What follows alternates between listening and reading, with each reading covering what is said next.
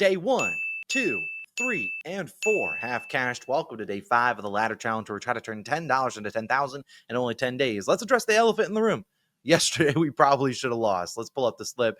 Tyrese Halliburton hits 2 threes to get us to 14 points before it gets taken out. And then Franz Wagner ends with 32 points on the hook. We certainly will take a win to go our way. We had a couple losses last week on the hook. So, hey, maybe this is some good karma coming our way. Either way, today is day 5. And boy, am I excited. I'm avoiding the first 2 games of the slate. So don't worry about that. The first game starts at 6 p.m. Eastern time for this ladder. A reminder, link in bio loading all the legs for you on FanDuel. Save you some time. Here is the full parlay. We'll begin with the bottom 3 legs since those begin at 6 p.m. Eastern. And the first one is Nikola Jokic to get us 31 points and assists. Now, they can't afford to go down 3-1. And even if they do, I expect Jokic to play a ton of minutes. He's hit this in every single game this series with 41, 36, and 36.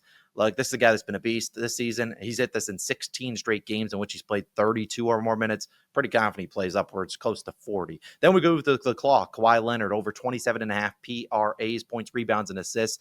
I like him in all 3 categories. If you need individual in points, is probably the way to go. But I don't think the Nuggets can afford to let the other role players to go off on him. I think they'll live with Kawhi beating them himself. So I love his upside in points, and I also love the upside in rebounds and assists as well. So I really like the claw. He's hit that in 25 of his last 26. So we'll take our chances there. Then Aaron Gordon to get his 10 points. Could be sketchy, but Gordon has been pretty consistent in this series, shooting 12 or more times in all 3 games. He gets some mismatches down low, and we know Jokic can find him. So hopefully Jokic is dishing it. We can get an assist, get some points to go Gordon's way. We can count those two birds with one stone. Then we move to the top 2 legs, which are technically the later slate. Let's hope those first 3 hit. We have Jalen Green's only under in today's game, 28.5 points. Look, he scored 38 in game 2. He went off. I don't see the Warriors letting him do that once again. He's historically struggled against them this season, been playing pretty bad basketball there.